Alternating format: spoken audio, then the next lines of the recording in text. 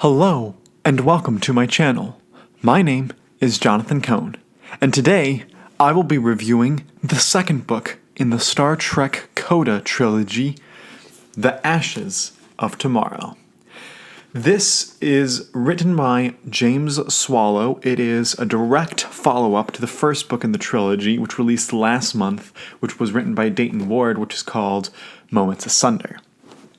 This book, to start out with, I will do completely spoiler-free, and I won't be going into heavy-duty spoilers for the end of the book, but I will be eventually getting into some kind of situational spoilers that you have to know about the entire trilogy. So, to begin with, completely spoiler-free. This book by James Swallow is a massive improvement on the previous one by Dayton Ward. James Swallow takes everything that Dayton sets up and dials it up to an 11.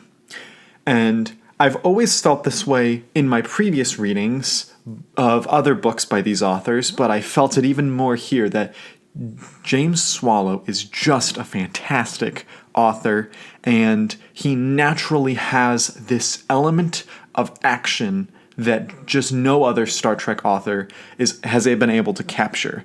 Even David Mack, who's known among the fandom for his epic action, doesn't quite have the propensity. He doesn't have the pacing that a James Swallow novel has. And I think this partially comes from James has a history of writing political thriller novels, specifically his Mark Dane novels, and so he has experience in writing quick, fast-paced action thrillers.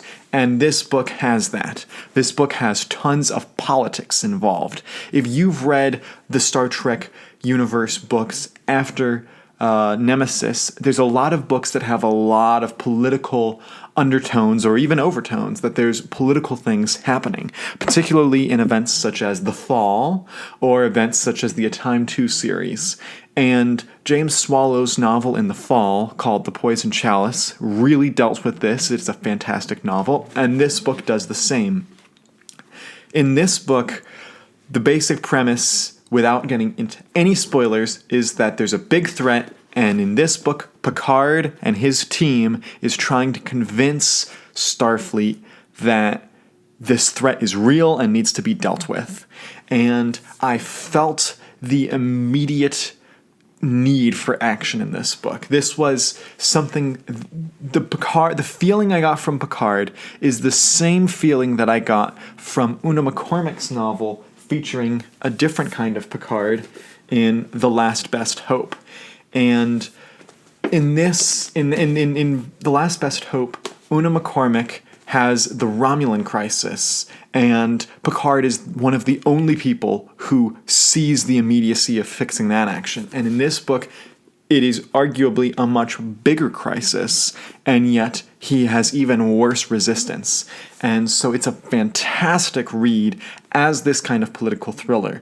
But at the same time, there's other Star Trek action and Star Trek storylines happening. Picard is not the only character. As you might surmise, based off of the cover, we do get to see Deep Space Nine and the USS Aventine in this book. From Deep Space Nine, we get a reunion of sorts. We get to see the different characters who are from the TV show and where they are now. We get to see Vidic Kira, I should say, on Bajor. We get to see Benjamin Sisko on his ship, from that was, part of that we last saw in the Star Trek Gamma books, Original Sin. And then we also see other Deep Space Nine characters that pop up that I don't want to give away who all of them are, but it's a fantastic reunion. And this book was what I was looking for in Coda. Not to get me wrong, Moments Asunder was a great book. I thought it was the best Dayton Ward novel, but it just, for being the final trilogy, for setting up everything it promised to set up, it just wasn't what I was looking for. This book, Ashes of Tomorrow, was exactly what I was looking for. Right out of the gate, there's this sense of action that happens, and that has ripple effects for the rest of the story, and James Swallow goes really fast between all of these different plot lines and weaves them all together in a way that has the reader on the edge of their seat. These are books that are meant to be read really quickly together. These are not books that you're meant to take lots of time and ponder over the deep ethical questions. These are books that are meant to be read in a few days' time. They're just so fast-paced, particularly this one.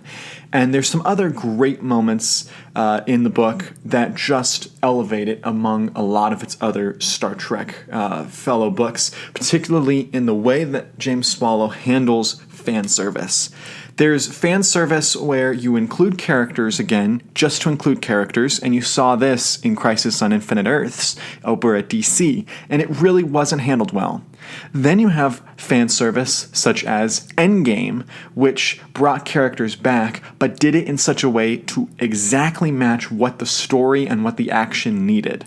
And this follows more of the Endgame model. The characters that are brought back, not necessarily from the dead, but just from who haven't been really a part of the Star Trek universe in a while, they bring them back in a way that is fitting and makes you excited. There were characters that made me giddy to see them again. And so that is one reason that this book works so well. And another reason that it worked so well is that there's one scene where someone is trying to steal a certain ship from space dock, and another ship goes out to try to capture it. And it gave me the exact feeling of the scene from The Search for Spock. And the music I could hear in my mind playing, that was the same music from that scene. It felt cinematic, it felt epic, it felt like so fun to read, and even the characters acknowledge, hey, this is kind of like that other time. And it just cracked me up that even in universe, they understand the reference. And there were other moments just like that throughout the book that just put a smile on my face. And it made me realize this is why I love reading Star Trek books. And the authors have said this, and I will agree with them. This trilogy, including specifically this book, is a love letter not only to Star Trek fans, but to people who have read all of the Star Trek books. If you were nervous that they were not going to handle this trilogy well, you can put those fears aside, because they are doing an excellent job thus far.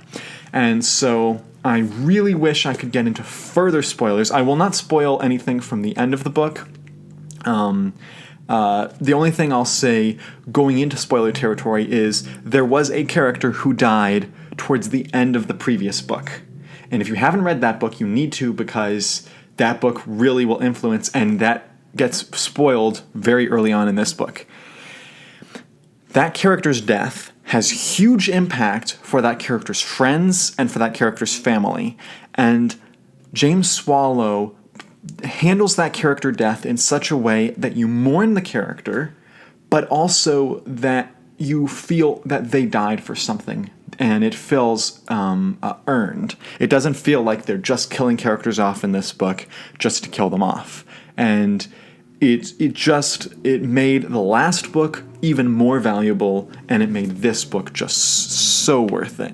And so, as a whole, this is a fantastic book, an amazing read. It is well worth the time. It is in my list of favorite Star Trek books. I absolutely loved it, and I cannot wait to see how David Mack will finish the trilogy with Oblivion's Gate, which is set to be one of the longest Star Trek novels ever. But for The Ashes of Tomorrow by James Swallow, I gave it a 9.5 out of 10. A truly excellent, well-written novel. And so if you like this video, please like this video and subscribe to the channel. Please comment down below and let me know your thoughts on the Star Trek Coda Trilogy and your thoughts specifically on The Ashes of Tomorrow. And until next time, I'm Jonathan, and thank you for watching.